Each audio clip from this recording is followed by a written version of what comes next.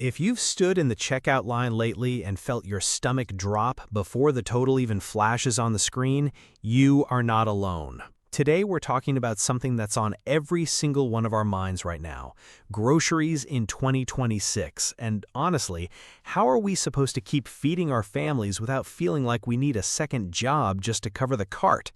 Because I don't know about you, but every single trip to the store lately has felt like a gut punch. You go in for just a few things and somehow you walk out $80 lighter and still don't have dinner. And when I actually stop and look at what's driving it, it makes sense. Meat is expensive, dairy keeps creeping up, anything in a box with a cartoon character on it, forget it. Produce that used to be a grab a few extra just because item is now something I'm actually doing math on in the aisle. So no, friend, you are not imagining it. Groceries really do cost more in 2026 than they did even a year or two ago. And I know that's not the answer anyone wants to hear, but I'd rather be honest with you than pretend this is all in your head. But here's the thing I've realized after white-knuckling my way through grocery budgets for years now. Feeling broke at the grocery store isn't only a pricing problem, it's also a strategy problem. And that's actually really good news, because pricing is something none of us can control. But strategy? Strategy is something we can completely rebuild. So today I want to walk you through exactly what I'm doing differently right now in 2026 to keep my family fed without draining our entire paycheck the second it hits the bank account. This isn't about clipping a few coupons and calling it a day. This is a full mindset shift in how, when, and why I buy food. And by the end of this video, I think you're going to look at your own pantry completely differently. If you're new here, welcome. I talk a lot about stretching grocery budgets, building a backup pantry, and just generally trying to stay one step ahead of rising prices instead of constantly reacting to them. So let's get into it.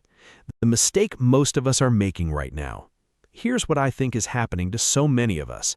We're still grocery shopping like it's 2019. We're walking in once a week, buying what looks good, grabbing what's on the list, and hoping the total doesn't make us wince. And that approach used to work fine, but in 2026, that same habit is quietly bleeding us dry because we're buying almost everything at today's price every single time with zero buffer. And when prices are stable, that's not a big deal. But when prices are climbing month over month the way they have been, shopping only for right now means you're perpetually stuck paying the highest price the market has ever charged for that item. You're never catching a dip. You're never getting ahead. You're just running in place. And running in place while prices go up means you're actually falling behind. So the first shift I made, and honestly the biggest one, is that I stopped asking, what do I need this week, and started asking a completely different question. What do I need to never pay full price for again? That one question changed everything for me. What I'm actually doing instead? 1. I built what I call my buffer pantry. Not an emergency doomsday stockpile, not panic buying, a buffer. A cushion between me and whatever the price tag says today. Here's how it works.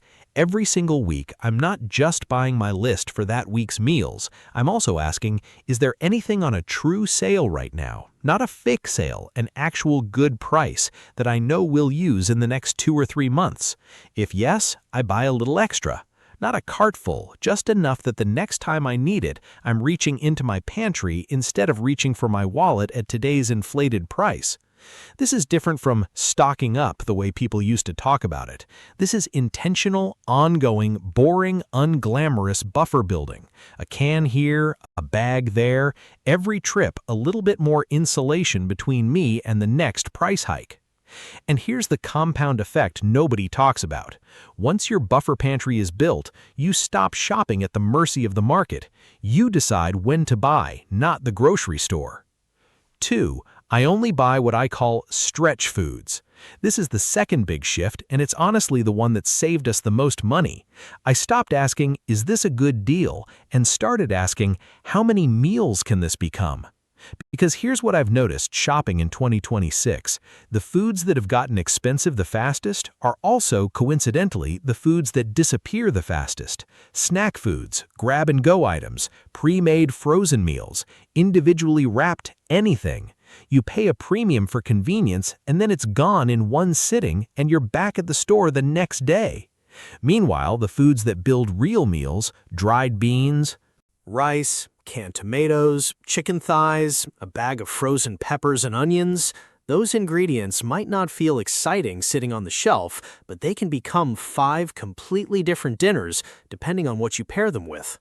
So now, before anything goes in my cart, I ask myself, is this a stretch food or is this a gone-in-a-day food? If it's the second one, I don't cut it out completely. My family still needs some joy in their life, but I buy way less of it, and I make sure the bulk of my cart is stretch foods that multiply. Here's a real example. A bag of dried pinto beans costs me a couple dollars, and one soaked and cooked gives me enough for burritos one night, a pot of chili another night, and a side dish for a third meal. Compare that to a bag of pre-made frozen burritos at nearly the same price that's gone in one sitting with nothing left over. Same dollar amount, completely different value. 3. I stopped shopping the aisles and started shopping the ads first. This one sounds small, but it's been a game changer. In 2026, I am not walking into a store and browsing anymore. Browsing is how impulse spending happens, and impulse spending is how a $60 trip becomes a $110 trip. Instead, before I ever leave the house, I go through the weekly ads for 2 or 3 stores near me, and I ask the same question every single time. Is this one of our go-to ingredients, and is the price actually low enough to be worth stocking up on? Not, is it on sale? Actual sales and marked up then discounted sales are 2 very different things right now, and I've learned to know the difference for the items my family actually eats. If something checks both boxes, it's an ingredient we genuinely use and the price is a real low, that's when I plan my trip around it and buy extra for the buffer pantry. If it doesn't check both boxes, I don't even glance at it, no matter how loud the sale sign is. A quick word from today's sponsor. Speaking of stretching every dollar right now, I want to take a second to thank today's sponsor for making this video possible. I'll be honest with you, in 2026, I'm not willing to promote something I don't actually use myself, and this is a tool that's genuinely become part of how I save on groceries and gas every week. I'll drop everything you need to know, the app, the promo code, all of it in the description box below so you can check it out for yourself and see if it fits into your own routine the way it's fit into mine. Okay, back to the video because I've got 2 more shifts I want to walk you through. 4. I started doing pantry math before I do grocery math. This is going to sound a little nerdy, but stick with me because this is where the real savings live. Every couple of weeks, before I even make my grocery list, I do a quick walkthrough of my pantry, fridge, and freezer, and I ask, what do we already have the ingredients to make? Not what do I feel like eating, what do I already own the building blocks for? Because here's the trap I used to fall into. I'd walk into the store, see a recipe idea in my head, and buy every single ingredient for it fresh at full 2026 prices, even though half of those ingredients were already sitting in my pantry from a sale 2 months ago. That's not saving money, that's paying twice for the same meal. So now, my grocery list starts with a pantry inventory, not a wish list. I build meals around what I already stocked at a good price, and I only buy fresh what I'm actually missing. This alone has probably cut our weekly spending by a noticeable chunk, just by making sure I'm not accidentally rebuying things I already own. 5. I do the math on homemade versus convenience every single time. Let me give you a real comparison, because numbers stick better than advice. Let's say I want to make a big pot of chili for dinner. If I bought every single ingredient fresh today at regular price, the ground beef, the canned tomatoes, the beans, the peppers, the spices, that meal might run me around $14 or $15 for a pot that feeds my family for 2 meals, maybe 3. Now compare that to a couple of pre-made frozen meals that would feed us for 1 dinner. Depending on where I shop, that could easily run $12 to $16 too for 1 meal with nothing left over. At first glance, those numbers look almost the same, but here's the part that changes everything. I never pay full price for those chili ingredients because they're already sitting in my buffer pantry from sales I caught weeks or months earlier. My ground beef was bought on a true sale and frozen. My canned tomatoes were 99 cents a can during a stock-up cycle. My beans were bought in bulk when they were the cheapest I'd seen all year. So that same pot of chili that would cost $15 at today's prices might actually be costing me $8 or $9 because I bought the ingredients at yesterday's prices, not today's. That's the entire philosophy in one pot of chili. A stocked, strategic pantry doesn't just save you money, it lets you eat at prices that don't exist in the store anymore. 6. I track our cost per meal, not just our total spend. This one shifted my whole mindset. I stopped looking at my grocery receipt total and freaking out, and I started looking at cost per meal instead. Here's why that matters. A $60 grocery trip that only stretches into 4 meals is actually more expensive than a $90 grocery trip that stretches into 14 meals. The total on the receipt tells you almost nothing on its own. What matters is what that total actually buys you in usable dinners. So now when I plan a week, I try to rough estimate how many total meals that trip is going to generate, breakfasts, lunches, dinners, and leftovers included, and I divide my total by that number. It's not scientific, it's just a gut check, but it's completely changed what goes in my cart because I'll happily spend a little more up front on a whole chicken or a bag of dried beans if I know it's going to quietly generate 6 or 7 meals instead of spending less on something that disappears after one sitting. Why this matters more than ever in 2026. I think a lot of us have been taught that saving money at the grocery store means clipping coupons, hunting for the absolute rock-bottom price, and white-knuckling every single purchase. And listen, there's nothing wrong with a good coupon, but in 2026, with prices behaving the way they are, that approach alone isn't enough anymore.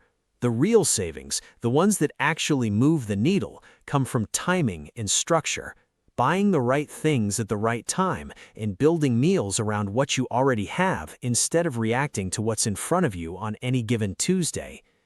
I can't control what beef costs next month. I can't control what happens with coffee or produce or dairy. None of us can. But I can control what I stock. I can control whether I'm buying at today's inflated price or yesterday's better price. And honestly, once I stopped trying to control the uncontrollable and started focusing on what actually was in my control, grocery shopping stopped feeling like a losing battle every single week. What this actually looks like in my kitchen.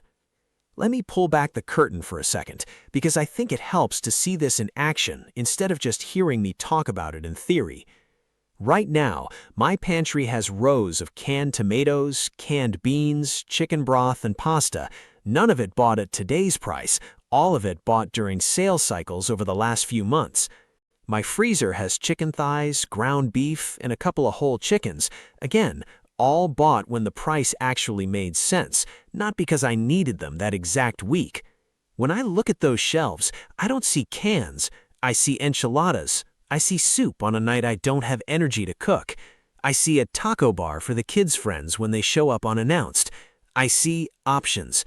And in 2026, options are worth more than almost anything else in my kitchen, because options mean I'm never standing in the fridge at 6 p.m. with nothing to make and no choice but to order takeout at triple the price.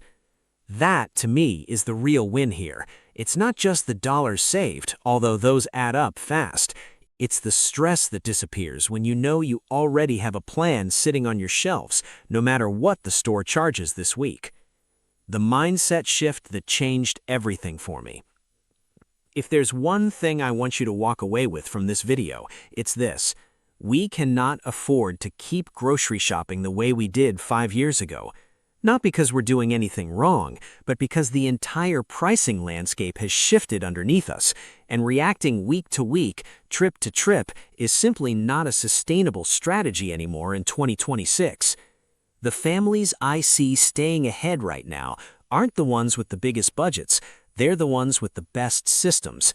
They're buying stretch foods instead of convenience foods. They're building a buffer pantry instead of shopping empty-handed every single week. They're doing pantry math before grocery math, and they're tracking cost per meal instead of just staring at a scary total on a receipt. None of this happened overnight for me, and I don't want you to think you need to run out and build a massive pantry this weekend to make any of this work. It started small. One extra can here, one sale caught there.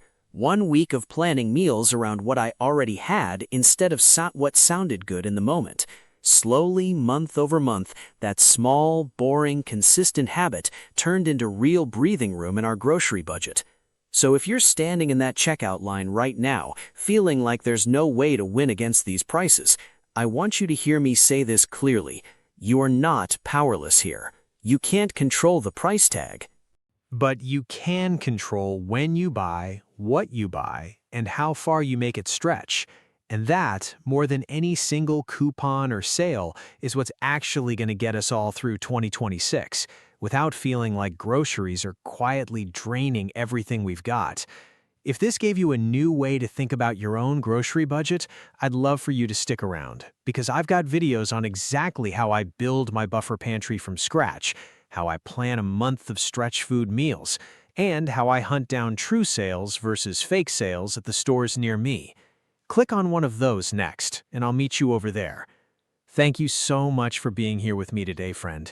We're going to figure this out together, one smart trip at a time. Bye.